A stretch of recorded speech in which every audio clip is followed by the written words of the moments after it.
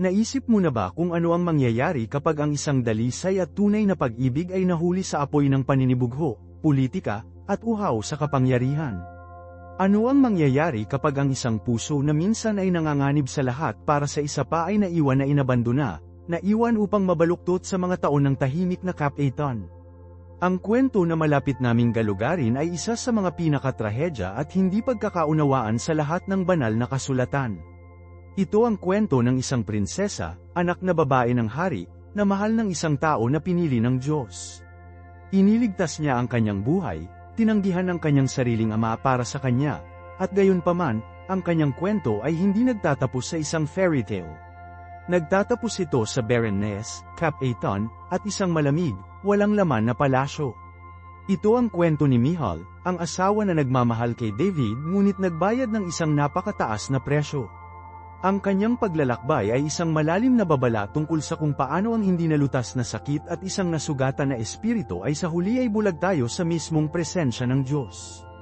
Maglakbay pabalik tayo ng magkasama at alisan ang takip ang puso na nakakagulat ng isang pag-ibig na nakalaan para sa kadakilaan ngunit tragically nawala sa mga anino ng isang nasirang puso. Una kaming ipinakilala kay Michal sa magulong korte ng kanyang ama na si Haring Saul.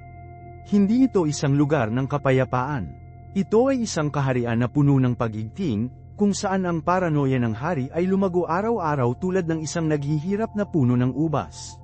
Si Saul, na dating pinuno ng Israel, ngayon ay isang tao na pinagmumultuhan ng kanyang sariling pagsuway, na pinahihirapan ng isang masamang espiritu, at natupok ng isang nakamamanghang paninibugho para sa bagong bayani ng bansa, isang batang pastol na nagngangalang David.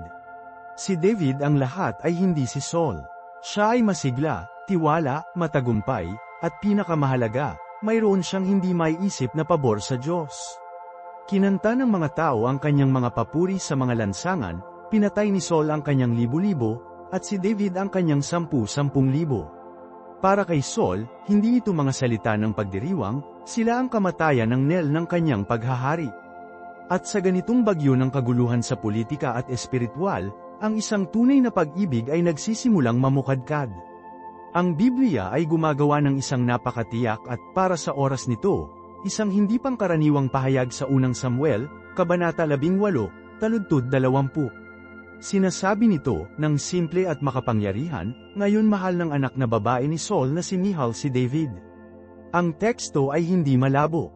Hindi ito isang pampulitikang pag-aayos o utos ng isang ama, ito ay isang bagay ng puso. Si Michal, isang prinsesa na maaaring magkaroon ng anumang suitor, ay nakita kay David ang parehong bagay na nakita ng lahat ng Israel, isang tao na may katapangan, integridad, at banal na pagpapahid. Nakita niya ang higanteng slayer, ang bihasang music hero na nagpapaginhawa sa kaluluwa ng kanyang ama, at ang napakatalino na commander ng militar. Ang kanyang pag-ibig ay totoo, isang solong punto ng ilaw sa isang korte na puno ng kadiliman. Ngunit sa korte ni Saul, kahit na ang isang bagay na puro bilang pag-ibig ay maaaring baluktot sa isang sandata. Nang malaman ni Saul ang pagmamahal ng kanyang anak na babae, hindi siya nakakita ng isang pagkakataon para sa kaligayahan ng kanyang pamilya. Nakita niya ang isang madiskarteng pagbubukas. Sinabi ng banal na kasulatan na naisip ni Saul, ibibigay ko sa kanya, upang siya ay maging isang patibong sa kanya, at ang kamay ng mga Filisteo ay maaaring laban sa kanya. Isipin ang malamig na pagkalkula, ang manipis na kalupitan ng kaisipang ito. Ang isang ama, nang malaman ang pag-ibig ng kanyang anak na babae, ay nagpasya na gamitin ang napakapag-ibig na yun bilang pain sa isang nakamamatay na bitag para sa taong sambahin niya. Lumapit si Saul kay David na may hindi kanais-nais na alok ng pag-aasawa, ngunit dumating ito na may isang barbaric na presyo. Hindi siya humingi ng ginto o pilak bilang isang dote. Humiling siya ng 100 foreskins ng mga Filisteo. Hindi ito isang presyo ng ikakasal, ito ay isang parusang kamatayan. Ang mga Filisteo ay ang pinakakakilakilabot na kaaway ng Israel, at natitiyak ni Saul na sa pagtatangka ng gayong masamang gawain at madugong gawain, tiyak na papatayin si David. Ipinapadala niya ang kanyang hinaharap na manugang sa isang misyon ng pagpapakamatay, na umaasang maalis ang kanyang karibal nang hindi marumi ang kanyang sariling mga kamay, habang ginagamit ang puso ng kanyang sariling anak na babae bilang pang-akit. Ngunit si Saul, sa kanyang paninibugho, sa panimula ay pinapabagal si David, dahil sa panimula niya ay pinapabagal ang Diyos na kasama ni David. Ang plano na backfired sa pinakakamanghamanghang paraan. Si David, na malayo sa pagiging matakot, ay nakita ito bilang isang pagkakataon upang mapatunayan ang kanyang halaga at maglingkod sa kanyang hari. Lumabas siya at ang kanyang mga tauhan at sa halip na 100 kinakailangan, bumalik sila kasama ang 200. Hindi lamang niya nakilala ang madugong demand ng hari, dinobol niya ito. Si Saul ay nakulong sa pamamagitan ng kanyang sariling pamamaraan. Wala siyang pagpipilian kundi igalang ang kanyang salita at ibigay kay Michal kay David sa kasal. Para kay Michal, ito ay maaaring maging isang sandali ng hindi kapani-paniwala, ngunit nakakatakot, kagalakan. Ang taong mahal niya ay nagtagumpay sa isang imposible na balakid upang maangkin siya. Ngunit para kay Saul, ang kaganapan ay isang sakuna. Ang unang kabanata ni Samuel ay 18, talata 29, ay nagsasabi sa amin, mas natatakot pa si Saul kay David, at patuloy na kaaway ni Saul si David. Ang pag-aasawa na sinadya upang maging tadhana ni David ay nagsilbi lamang upang higit na mapasok siya sa maharlikang pamilya, pinataas ang kanyang katayuan at kumpirmahin, sa pag-iisip ni Saul, na ang Diyos ay tunay na kasama ng binata na ito ang mga kampanilya ng kasal na umalingaw para kina Michal at David ay tunog tulad ng isang libing na si dirge kay King Saul. Ang kanilang pag-aasawa, na ipinanganak mula sa isang marahas at manipulative plot, ay hindi kailanman nakalaan para sa kapayapaan. Ang puot ni Saul, na ngayon ay pinatibay, ay lumipat mula sa mga covert scheme upang maabutan ang mga pagtatangka sa buhay ni David. At narito na nakikita natin ang pag-ibig ni Michal sa pinakamatapang at aktibong porma. Sa una ni Samuel Kabanata 11, si Saul ay nagbibigay ng isang direktang utos sa kanyang anak na si Jonathan at lahat ng kanyang mga lingkod na patayin si David. Nalaman ni Michal ang pagpatay sa plano ng kanyang ama. Nahuli siya ngayon sa isang imposible na posisyon, katapatan sa kanyang ama at hari, o katapatan sa kanyang asawa.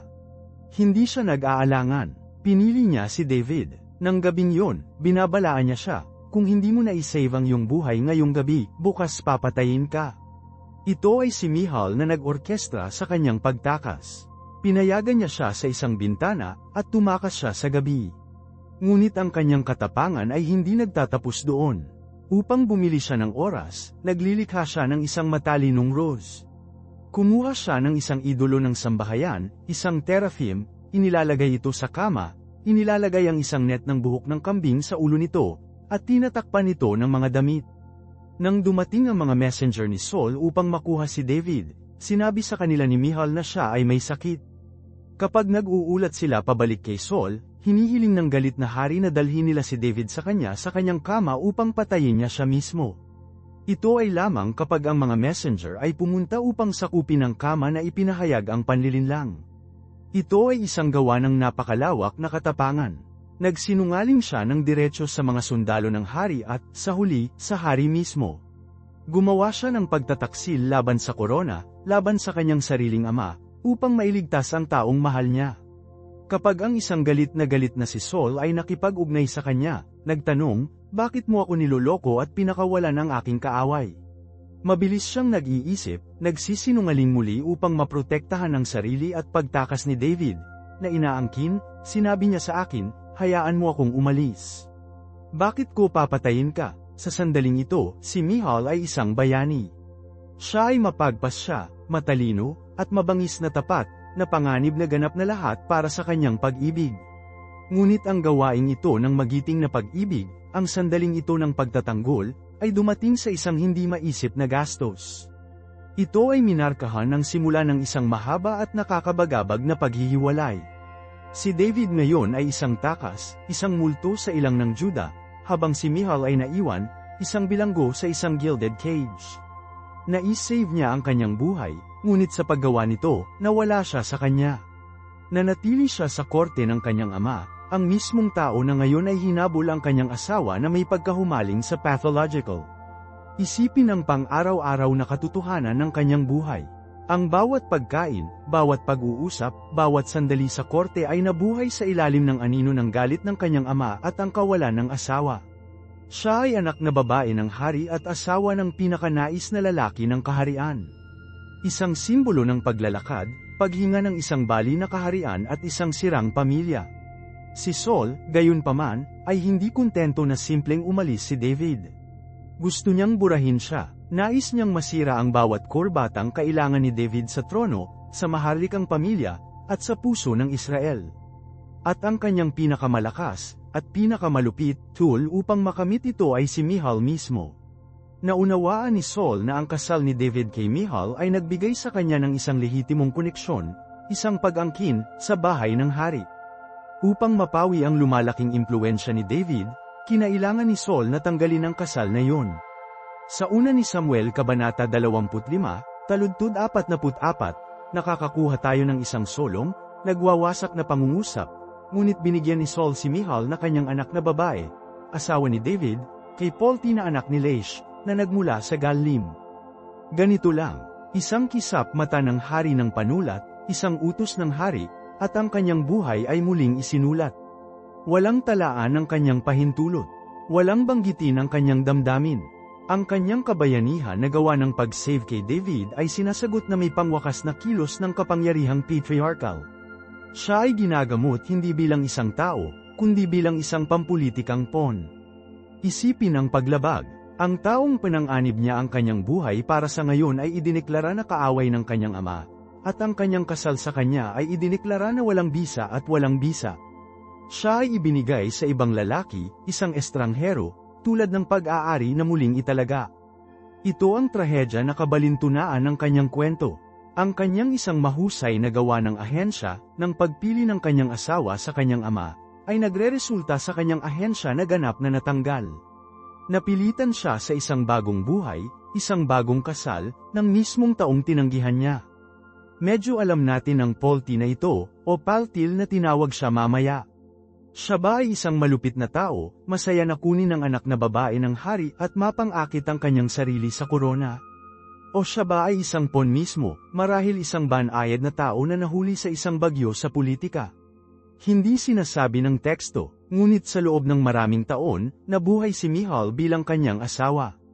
Lumipas ang mga taon, si David ay nakipaglaban sa mga laban, nagtago sa mga kuweba, at sikat na pinalaya ang buhay ni Saul sa dalawang magkahiwalay na okasyon.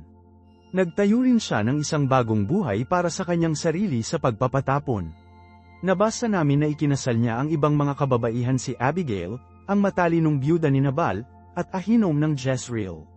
At si Michal, siya ay nasa galon, nabubuhay ng isang buhay na hindi niya pinili, kasama ang isang asawa na hindi niya mahal, kahit na hindi sa una.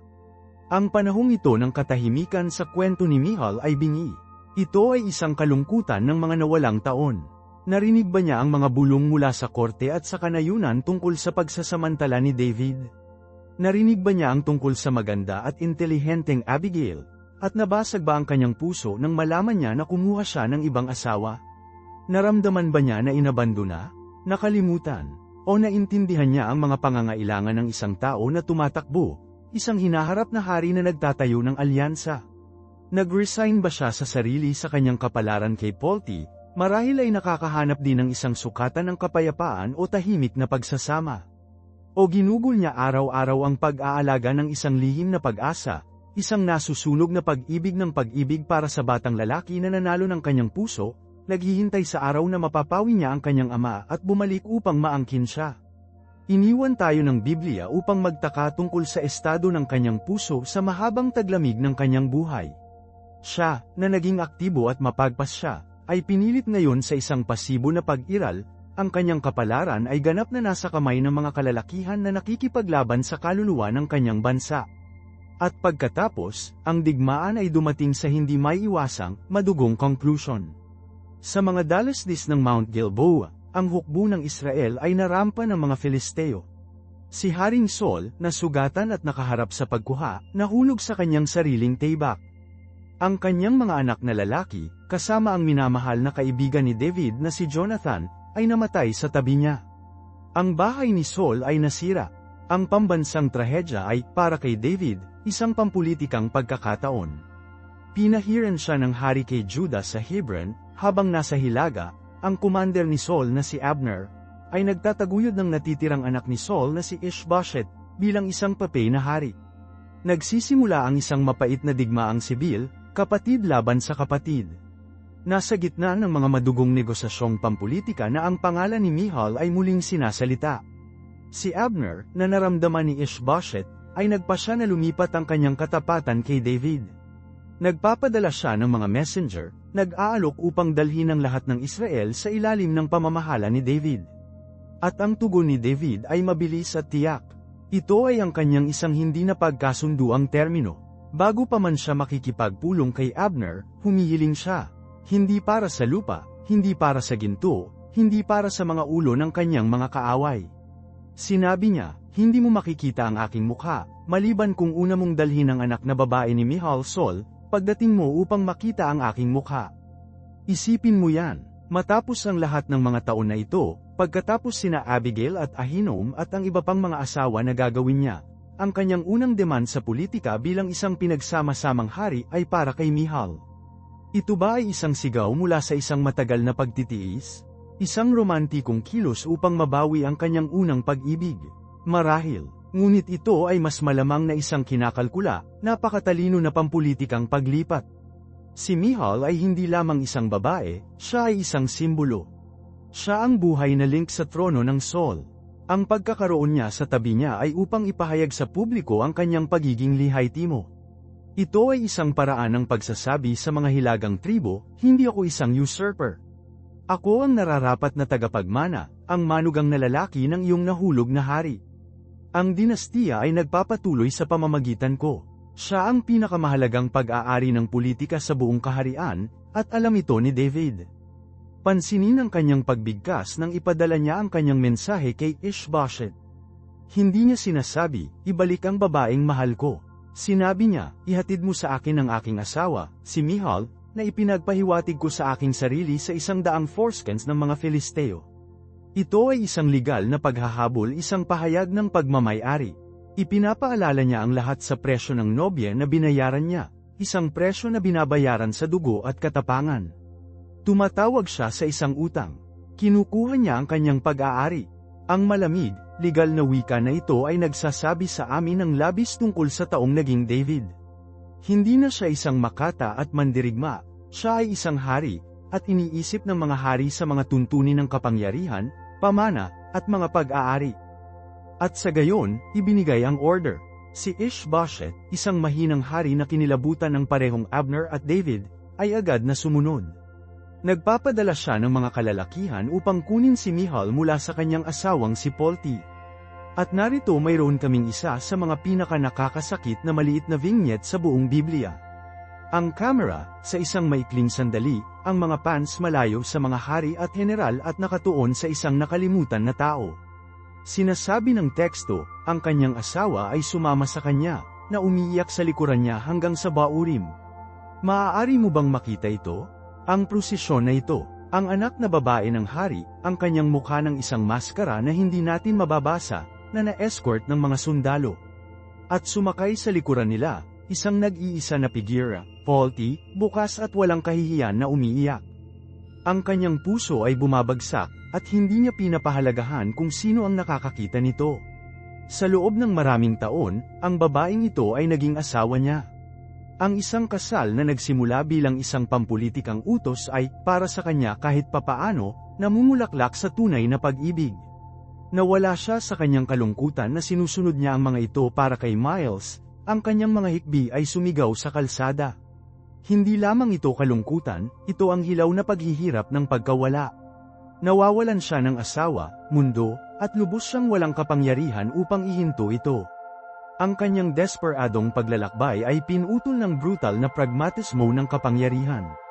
Si Abner, ang arkitekto ng buong pag-iibigan na ito, ay nakakakita sa kanya at nagsabi ng simple, pumunta, bumalik. Dalawang salita, isang utos, hindi isang mungkahi. Isang pagpapaalis, tapos na ang iyong bahagi sa kwentong ito. Hindi ka nauugnay, at sinabi ng teksto, at bumalik siya. Siya lang, lumingon at naglalakad palayo. Ang kanyang kalungkutan ay isang abala sa mga kalalakihan na nagsasagawa ng negosyo ng kaharian. Si Polti na anak ni Laish ay naglalakad sa mga pahina ng kasaysayan, isang tao na tinukoy lamang sa pamamagitan ng kanyang pag-iyak. Ang kanyang pag-ibig kay Michal ay ang tanging bagay na tunay nating nalalaman tungkol sa kanya. At ano si Michal sa sandaling ito? Muli, tahimik ang teksto. Tinitingnan ba niya ang lalaki na naging asawa niya ng maraming taon? Ang lalaki ngayon ay umiiyak para sa kanya? Nararamdaman ba niya ang isang sakit ng kalungkutan para sa kanya, o kahit na pagmamahal? O ang kanyang puso ay tumatalon sa pag-asang makasama muli kay David, ang dakilang pag-ibig ng kanyang kabataan? Siya ba ay manhid, isang pasahero sa kanyang sariling buhay, na nakashot sa pagitan ng mga makapangyarihang lalaki muli? Ibinigay siya kay Polti nang walang pahintulot niya, at ngayon siya ay kinuha mula sa kanya nang walang pagsang-ayon. Ang kanyang buhay ay isang transaksyon na wala siyang sinabi. Isipin ang emosyonal na whiplash. Nag-iiwan ng isang bahay, isang buhay, isang lalaki na malinaw na nagmamahal sa kanya, upang bumalik sa isang lalaki na nagpakasal sa ibang mga kababaihan at ngayon ay hiniling niya siya pabalik bilang isang pampulitikang tropeo. Ang pagsasama-sama niya ay maaaring pinangarap niya sa lahat ng mga malungkot na taon ay hindi maging isang malambot na pagkakasundo, ngunit isang malamig, madiskarteng mapaglalangan sa isang digmaang sibil. Siya ay bumalik hindi lamang sa isang asawa, kundi sa isang hari. At siya ay nagbabalik hindi bilang kanyang tanging pag-ibig, ngunit bilang una sa kung ano ang magiging isang malaki at komplikadong royal harem. Ang batang babae na tumingin sa kanyang bintana at umibig sa isang bayani ay malapit nang matuklasan ang malupit na katotohanan ng pagiging isang reyna. Kaya dumating siya sa Hebron. Hindi ito ang makintab na kabisera ng Gibeya na lumaki siya. Ang Hebron ay isang masungit, sinaunang lungsod, na ngayon ay punong tanggapan ng isang hari sa digmaan. Ito ay isang kampo ng militar na higit sa isang korte. Ang hangin ay makapal sa alikabok ng mga sundalo ng nagmamarcha at ang pag-igting ng isang bansa na nahahati. Ang mga kalalakihan sa paligid ni David ay hindi ang mga courtier na kilala niya, ang mga ito ay matigas na mandirigma, mga kalalakihan tulad nina Job at Abishai, mga kalalakihan ng dugo at brutal na katapatan. At sa gitna ng lahat ay si David. Maaari mo bang isipin ang unang pagpupulong pagkatapos ng maraming taon? Ang Biblia ay nag-aalok sa amin ng wala. Isang bingi na katahimikan kung saan dapat ang isang muling pagsasama. At ang katahimikan na yon ay nagsasabi ng isang kwento sa sarili nito. Iminumungkahi nito na ang transaksyon ay mas mahalaga kaysa sa lamang. Naghihintay ba siya sa kanya? Binabati ba niya ang kanyang sarili, o nagpadala ba siya ng isang tagapag-alaga? Kapag sa wakas ay tumayo sila ng harapan, ano ang nakita nila? Makikita niya ang isang tao na hindi nakabataan. Nawala ang pastol ng pastol, pinalitan ng isang hari. Ang kanyang mukha ay malamang na napapanahon mula sa mga taon sa ilang, ang kanyang mga mata ay humahawak ng pag-iingat at pagkalkula ng isang pinuno na nakaligtas sa hindi mabilang na pagtataksil. Siya ay isang tao na gumawa ng mga desisyon sa buhay at kamatayan, na nagutos ng mga hukbo, na natikman ng parehong desperadong pagpapatapon at ganap na kapangyarihan. Hindi ito ang batang lalaki na naglaro ng lyre upang mapawi ang madilim na pakiramdam ng kanyang ama. Ito ang tao na sistematikong nagdesmantle ng kaharian ng kanyang ama. At ano ang nakita niya? Isang babae, hindi isang batang babae. Isang babaeng ikinasal sa ibang lalaki, na nagtayo ng isa pang buhay. Nakita ba niya ang isang flicker ng prinsesa na dating sumuway sa kanyang sariling ama upang mailigtas ang kanyang buhay? O nakakita ba siya ng isang pampulitikang pag-aari, ang buhay na simbolo ng kanyang lehitimong pag-angkin sa trono ni Saul? Ang kanyang hinihingi sa kanyang pagbabalik, na tinukoy sa kanyang negosasyon kay Abner, ay malamig at pampulitika, bigyan mo ako ng aking asawa na si Michal, na ipinagpapalit ko sa aking sarili sa 100 foreskins ng mga Filisteo. Pansinin ang wika, asawa ko, sinasalita niya siya bilang isang pag-aari, isang utang na makokolekta. Binanggit pa niya ang presyo ng ikakasal, na nagpapaalala sa lahat ng orihinal na kontrata. Hindi ito ang wika ng isang mahilig sa pagnanasa sa kanyang nawalang pag-ibig, ito ang wika ng isang hari na nagsasabing ang kanyang pag-aari. At pagkatapos ay darating ang pinakamalawak na hiwa ng lahat. Hindi siya bumalik upang maging nag-iisang ginang ng kanyang puso at tahanan. Si David ay mayroon ng iba pang mga asawa. 2 ang pinangalanan na partikular, Ahinom ng Jezreel at Abigail, ang byuda ni Nabal ang Carmelite. Kasama nila siya sa mga mahirap na taon sa ilang. Dinala nila siya ng mga anak na lalaki. Ang kanyang panganay na si Amon, ay anak ni Ahinom. Ang kanyang pangalawa, Chileab, ay si Abigail. Si Michal, ang unang asawa, ang prinsesa, ay bumalik sa isang pamilya na naitatag na wala siya. Siya ngayon, Sabisa, ang pangatlong asawa. Kailangan niyang hanapin ang kanyang lugar sa isang pre-umiiral na hierarchy, isang estranghero sa kung ano ang dapat na kanyang sariling tahanan. Mag-isip kay Abigail, isang babaeng may maalamat na katalinuhan at biyaya, na nagligtas kay David mula sa isang hanggal, madugong pagkakamali at na ang karunungan ay malinaw na pinahahalagahan niya. Si Michal, ang anak na babae ng isang hari, ngayon ay kailangang makipaglaban sa tahimik na kapangyarihan at itinatag ang posisyon ng isang babaeng ganyan. Ang domestic space ay isang pampulitikang battlefield ng sarili nitong, at pinasok ito ni Michal sa isang natatanging kawalan. Wala siyang anak kasama si David. Hindi niya ibinahagi ang kanyang pagkatapon. Ang kanyang pag-angkin lamang ay isang nakaraan na si David ay tila nag-reclaim para sa mga layuning pampulitika, hindi mga personal. Ang bayani ng kanyang kabataan ay ngayon ay isang estranghero, ang kanyang tahanan ay isang masikip na bahay ng mga karibal, at ang kanyang hinaharap ay maging isang reyna na ang pangunahing halaga ay ang kanyang bloodline, hindi ang kanyang puso. Tapos na ang kwento ng pag-ibig. Nagsimula na ang pag-aasawa ng estado. At sa mga tahimik na sandali, sa malungkot na gabi sa Hebron, naisip ba niya ang daan patungong Baurim, at ang tunog ng isang tao na umiiyak para sa pagkawala ng kanya?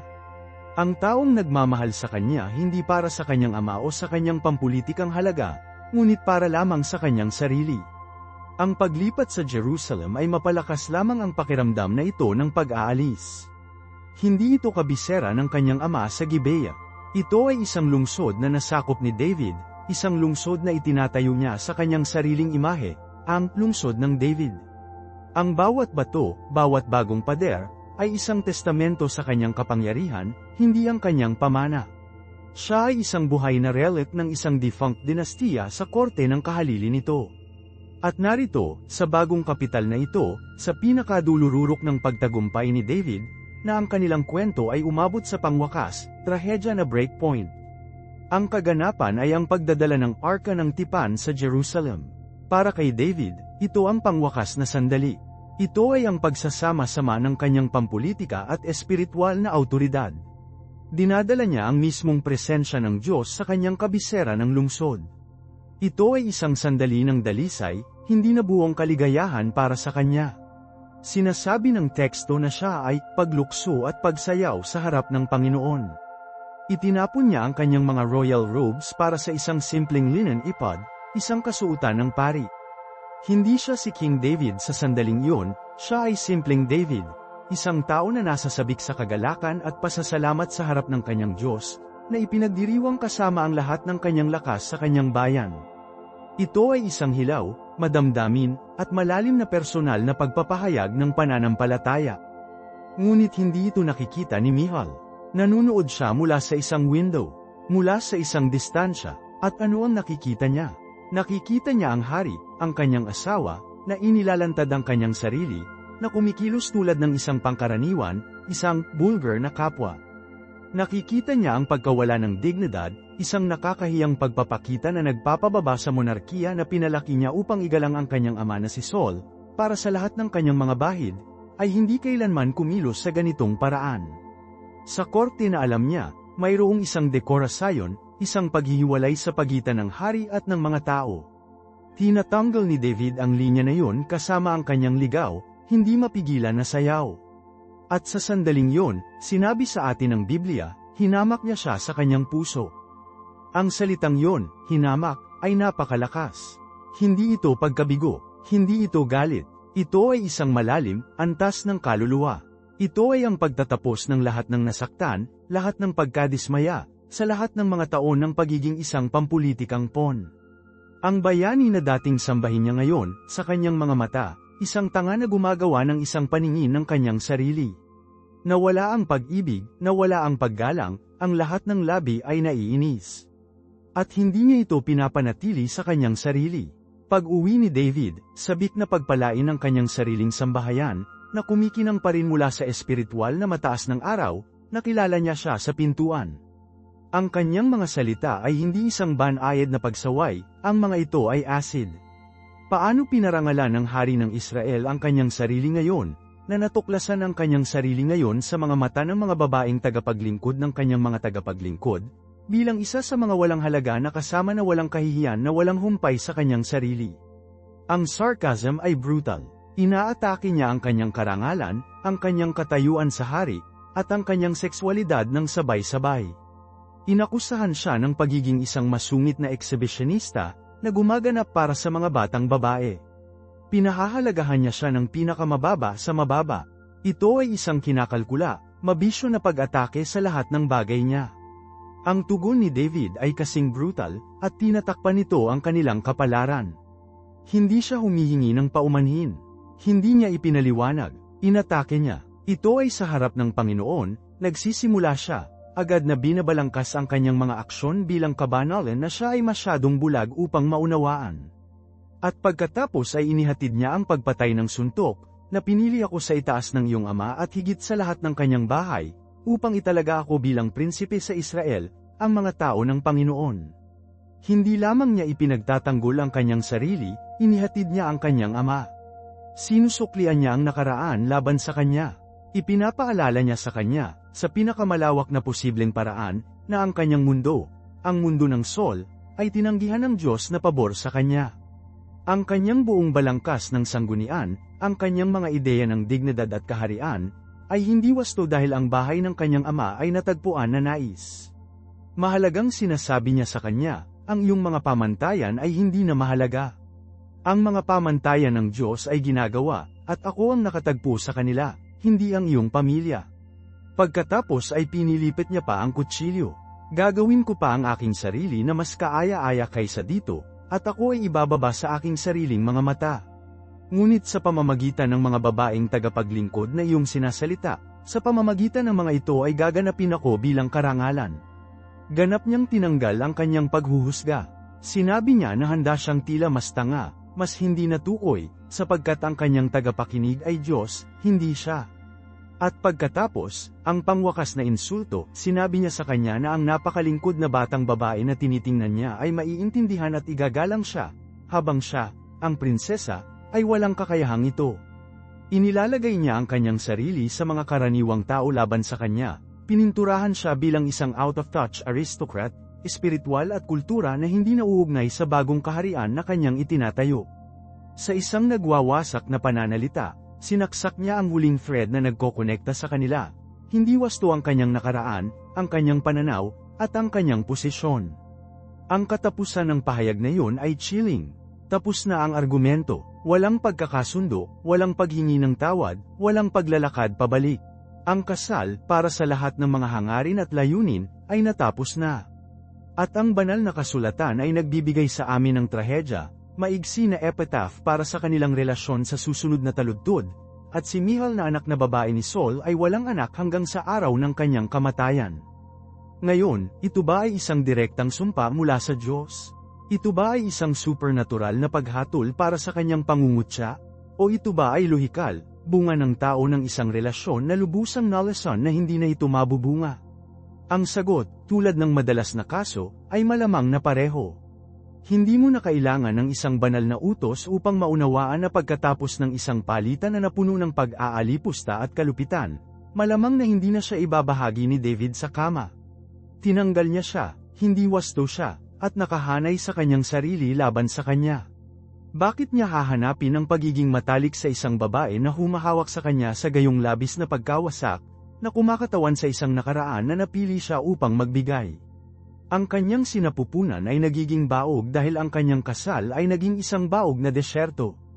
Ang emosyonal at espiritual na pagkamatay ng kanilang unyon ay nagpapakita sa isang pisikal na katotohanan. Ngunit ang mga implikasyon ay mas malaki kaysa sa isang personal na trahedya para kay Michal.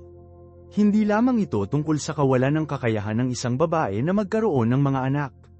Ito ay tungkol sa pangwakas, tiyak na pagtatapos ng House of Saul.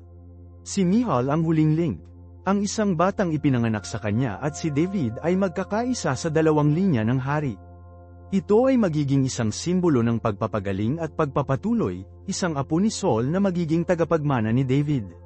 Ito ay makinis sa malalim na mga dibisyon sa politika at tribo na umiiral pa rin sa Israel. Ngunit sa kanyang pagkabanayad, ang posibilidad na iyon ay napapatay magpakailanman.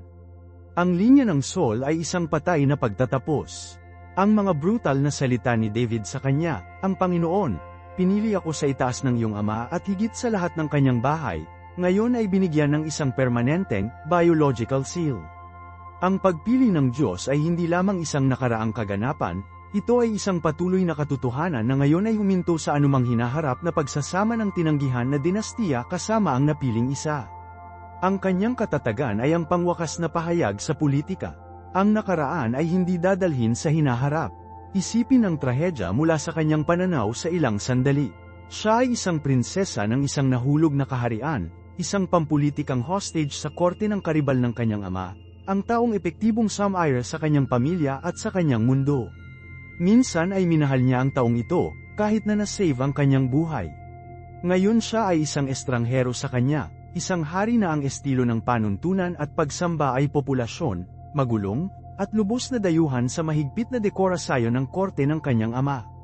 Tiningnan niya ang bintana at hindi nakikita ang isang tao ng Diyos sa pagsamba sa lubos na pagsamba, ngunit isang parody ng isang hari, isang tao na nagbabawa sa mismong tanggapan na gaganapin ng kanyang ama.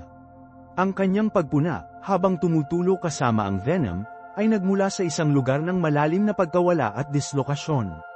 Siya ay kumapit sa tanging mga pamantayan ng dignidad na alam niya, at ang mga pamantayang iyon ay tinapakan sa putik ng lalaki na dapat na maging asawa niya. Kinakatawan niya ang dating pagkakasunod-sunod. Ang isang order na, sa maraming paraan, mas nababahala sa mga panlabas na pagpapakita, na may royal protocol, sa iniisip ng mga tao.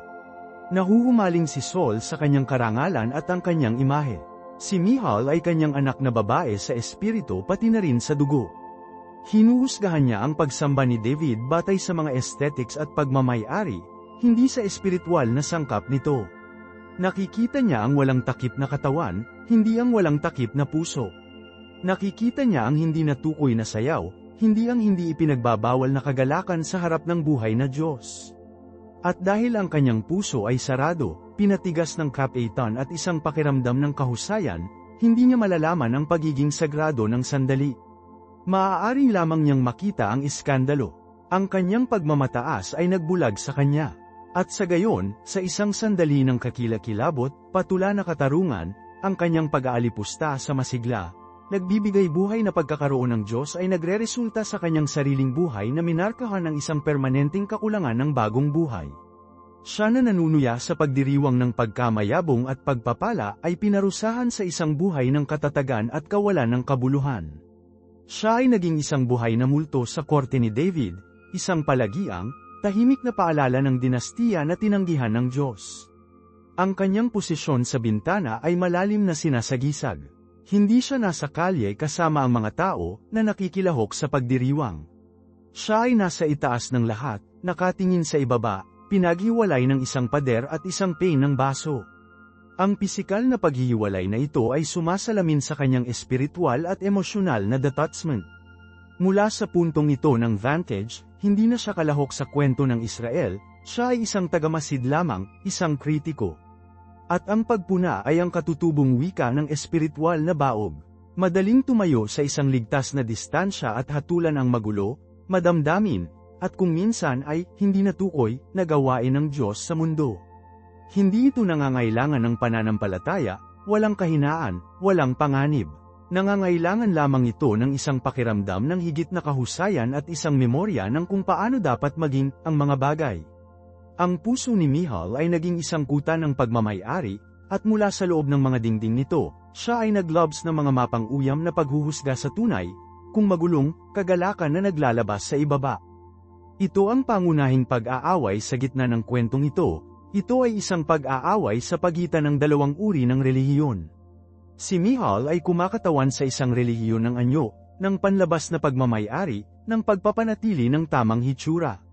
Para sa kanya, ang kaharian ay tungkol sa kamahalan, distansya, at kontrol. Ang pagsamba ay dapat sumasalamin na dapat itong iutos, solemna, at higit sa lahat, marangal. Si David, sa kabilang banda, ay kumakatawan sa isang relihiyon ng puso, ng madamdaming relasyon. Para sa kanya, Ang kaharian ay isang regalo mula sa isang personal na Diyos, at ang kanyang tugon ay hindi maingat na na-created na pagganap ngunit isang paputok na pagsabog ng pasasalamat. Nauunawaan niya ang isang bagay na hindi maaaring, na ang tunay na pagsamba ay hindi tungkol sa pagpapanatili ng ating dignidad sa harap ng mga tao, ngunit tungkol sa pag-abandona sa harap ng Diyos. Handa siyang maging tanga para sa Diyos. Sinabi niya sa kanya, "Ako ay magiging mas hindi natukoy kaysa dito, at mapapahiya ako sa aking sariling mga mata." Ito ay isang radikal na pahayag. Ipinapahayag niya na ang kanyang tagapakinig ay hindi ang royal court, hindi ang mga tao, at tiyak na hindi ang kanyang hindi nagagalit na asawa. Ang kanyang tagapakinig ay ang nagdala sa kanya mula sa pastulan ng tupa sa trono. Bago ang madla ng isa, walang pagpapakita ng pagpapakumbaba ay masyadong mahusay, walang pagpapahayag ng kagalakan na hindi masyadong hindi natukoy. Ang pagkakamali ni Michal, at ito ay isang nakamamatay para sa kanyang espiritu, ay nalilito niya ang lalagyan na may nilalaman. Nakikita niya ang magulo, pawis, ecstatic na pagpapakita at pinalampas ang dalisay na puso ng debosyon na nagpapalabas nito. Nasaktan siya ng pambalot na papel at kaya tumanggi na tingnan ang regalo sa loob. Ito ay isang walang katapusang espiritual na panganib. Maaari tayong maging nakakabit sa aming ginustong estilo ng pagsamba, ating mga tradisyon, ating pagkakasunod-sunod at dekorasyon, na hindi natin makilala ang tunay na paglipat ng Diyos kapag nagpapakita ito sa isang form na hindi natin inaasahan o aprubahan. Maaari nating tapusin na nakatayo sa bintana ng ating sariling mga kagustuhan sa teolohiko o pangkakanyahan, na tinitingnan ng may pag-aalipusta sa mismong pagdiriwang na naghuhost ang Diyos sa mga lansangan. Nakikita natin ang hindi wastong musika, ang emosyonal na mangangaral, ang hindi natukoy na pagpapakita ng pagsisisi, at hinahamak natin ito sa aming mga puso, tulad ng ginawa ni Michal. At sa paggawa nito, peligro namin ang pagputol sa ating sarili mula sa mismong mapagkukunan ng buhay at pagpapala na inaangkin nating maglingkod. Ang Diyos ay hindi nilalaman ang ating pakiramdam ng pagmamay-ari. Ang Espiritu ay pumutok kung saan ito ay, at madalas, ito ay sumabog ng isang puwersa na gumagawa ng gulo ng ating maayos at malinis na mga kahon ng relihiyon. Pansinin ang kaibahan sa sambahayan ni David. Habang si Michal ay nasa itaas, sterile sa kanyang pag-aalipusta, ano ang nangyayari sa ibaba?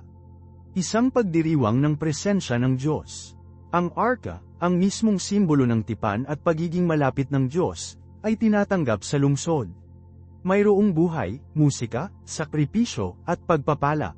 Pinagpapala ni David ang mga tao sa pangalan ng Panginoon at binibigyan sila ng pagkain humihigop, isang bahagi ng karne, at isang cake ng mga passes. Ito ay isang larawan ng pakikipag-isa, ng ibinahaging kagalakan at pagkakaloob ng banal. Si Michal, sa pamamagitan ng kanyang sariling pagpipilian, sa pamamagitan ng kanyang sariling mapang-uyam na puso, ay hindi kasama ang kanyang sarili sa lahat ng ito. Pinili niya ang malamig, walang laman na silid ng kanyang sariling pagmamataas sa kapistahan ng komunal ng presensya ng Diyos. Sa makatuwid ang kanyang barrenness ay hindi lamang isang parusa na naidulot mula sa labas, ito ay natural, hindi maiiwasang, panloob na bunga ng kanyang sariling espiritual na postura. Ang isang puso na kinamumuhian ang tagabigay ng buhay ay hindi maaaring, sa huli, ay makagawa ng buhay. Maaari lamang itong malalanta sa isang bantayog ng kung ano ang maaaring mangyari. Siya ay nagiging isang cautionary tale, isang permanenteng kabit sa banal na kasulatan na nagbabala sa amin na ito ay isang mapanganib na bagay na tumayo sa bintana at pinaglaruan ng sayaw kapag ang Diyos mismo ang nangunguna nito. Ang tugon ni David sa kanya ay hindi lamang pagtatanggol sa kanyang mga aksyon, ito ay isang teolohikal na manifesto. Ito ay sa harap ng Panginoon, sabi niya. Ang pariralang yun ay nagbabago sa lahat. Ito ay nagre-reframe sa buong kaganapan. Nakita ito ni Michal bilang isang pampublikong paningin, isang maling pampulitika. Iginiit ni David na ito ay isang pribadong gawa ng pagsamba na isinagawa bago ang isang pampublikong madla. Ang kanyang focus ay patayo, sa Diyos, habang ang mga ito ay paalang, sa mga opinyon ng mga batang babae na alipin, binanggit niya sa gayong pagkagalit. Mahalagang sinabi sa kanya ni David, ang iyong mga pamantayan ng paghuhusga ay hindi nauugnay dito. Inilapat mo ang mga patakaran ng korte ni Saul sa pagsamba kay Yahweh, at hindi sila nalalapat. Ito ang pangunahing bahagi ng kanilang salungatan. Ang buong paghahari ni Saul ay minarkahan ng isang desperadong pag-aalala sa naisip ng mga tao, para sa kanyang sariling karangalan. Mag-aalok siya ng isang sakripisyo na hindi niya dapat dahil natatakot siya na magkalat ang mga tao. Siya ay maglaan ng isang hari na dapat niyang sirain upang makagawa ng isang paningin ng kanyang tagumpay. Ang kanyang focus ay palaging paalang. Dito ay gumagawa ng isang mapagpasyang pahinga mula sa modelong yun. Ipinapahayag niya na ang pangunahing tungkulin ng hari ng Israel ay hindi mapanatili ang kanyang sariling dignidad, ngunit upang parangalan ang Diyos na gumawa sa kanya ng hari. Kung nangangailangan ito ng hitsura ng isang tanga sa matandang bantay, ganoon din. Ang pagpayag na ito ay napahiya sa aking sariling mga mata, ay isang hudyat sa isang malalim na katotohanan ng bagong tipan. Isipin si Pablo na sumusulat sa isang mga taga-Korinto na ang kamangmangan ng Diyos ay mas matalino kaysa sa karunungan ng tao. Ang krus mismo ay ang pangwakas na kilos ng pampublikong kahihiyan, isang bagay ng pangungutya at pagtanggi sa marangal at makapangyarihan sa mundo, gayunpaman ito ang mismong kapangyarihan ng Diyos para sa kaligtasan. Mayroong isang banal na pattern dito, ang Diyos ay madalas na gumagana sa pamamagitan ng kung ano ang itinuturing ng mundo na mahina, mababa, at hanggal. Ang sayaw ni David ay isang maliit na echo ng prinsipyong ito. Para kay Michal, na kumakatawan sa karunungan ng mundo ang karunungan ng pagkalkula ng politika at dekorasyon ng hari, ang mga aksyon ni David ay lubos na kamangmangan. Ngunit sa Diyos, sila ang maganda, mabangong alay ng isang buong puso. Ang pagiging matatag ni Michal ay ang trahedya na kinalabasan ng pagpili ng karunungan sa mundo sa kamangmangan ng Diyos. Inilalagay niya ang kanyang sarili sa isang pamantayan ng dignidad na hinuhusgahan na ng Diyos at natagpuan na nais kasama ang paghahari ng kanyang ama. Siya ay kumapit sa paglubog ng barko ng karangalan ng tao habang si David ay sumasayaw sa solidong bato ng pag-aproba ng banal. At isaalang-alang ang mga alipin na batang babae na kinamumuhian niya. Ang tugon ni David ay pinuputol, sa pamamagitan ng mga ito ay gaganapin ako sa karangalan. Anong baligtad? Ang prinsesa sa palasyo ay kinamumuhian siya, ngunit ang mga karaniwang tao, ang mga lingkod, nakikita at naiintindihan nila. Nakikita nila ang isang hari na hindi masyadong ipinagmamalaki na sumamba sa kanila, upang ibahagi ang kanilang kagalakan, maging isa sa kanila sa harap ng kanilang karaniwang Diyos. Nakikita nila ang pagiging tunay, hindi isang pagkawala ng dignidad. At kaya pinarangalan nila siya. Nagpapakita ito ng isang malalim na katotohanan tungkol sa pamumuno, kapwa pampulitika at espiritual. Ang totoong karangalan ay hindi matatagpuan sa pagpapanatili ng isang maingat na itinayo na imahe ng kahusayan, ngunit sa isang tunay na pagpapakumbaba na kumukonekta sa mga puso ng mga tao. Si Michal, sa kanyang elitism, ay ganap na nakahiwalay. Si David, sa kanyang nakakahiya, na gawa ng pagsamba, pinapatibay ang kanyang bono sa bansa. Siya ang kanilang hari hindi lamang sa pamamagitan ng kapangyarihan at pagpapahid, ngunit sa pamamagitan ng isang ibinahagi, madamdaming pananampalataya. Pinangunahan niya ang mga ito hindi mula sa isang malayong window, ngunit mula sa gitna ng sayaw. Pinili ni Michal ang dignidad ng silid ng trono, pinili ni David ang kagalakan ng threshing floor, at ito ay nasa maalikabok, karaniwang puwang na natagpuan ang totoong buhay ng kaharian. Kaya, naiwan kami na may isang malakas na pagpipilian na sumasalamin sa ating sariling buhay. Hinahanap ba natin ang payat na dignidad ng bintana ni Michal, na hinuhusgahan mula sa isang distansya, o yakapin natin ang magulo, masaya, at kung minsan ay nakakahiya na sayaw ni David, mismo sa kapal ng ito kasama ang Diyos at ng kanyang mga tao? Ito ay isang katanungan kung kanino ang pag-aproba na tunay na nabubuhay natin. Gusto kong marinig ang iyong mga saloobin tungkol dito. Kaya't hilingin ko sa iyo, saan tinawag ka ng Diyos na maging mas hindi natukoy, sa iyong pagsamba at paglilingkod para sa Kanya? Ipaalam sa akin sa mga komento sa ibaba, at kung nais mong patuloy na galugarin ang mga katotohanan ito, siguraduhin na mag-subscribe ka at pindutin ang bell ng abiso upang hindi mo makaligtaan ang aming susunod na video, na maaari mong panoorin sa pamamagitan ng pag-click dito mismo. Hanggang sa susunod, manatiling mapagpakumbaba, manatiling masaya. Ito si Marco.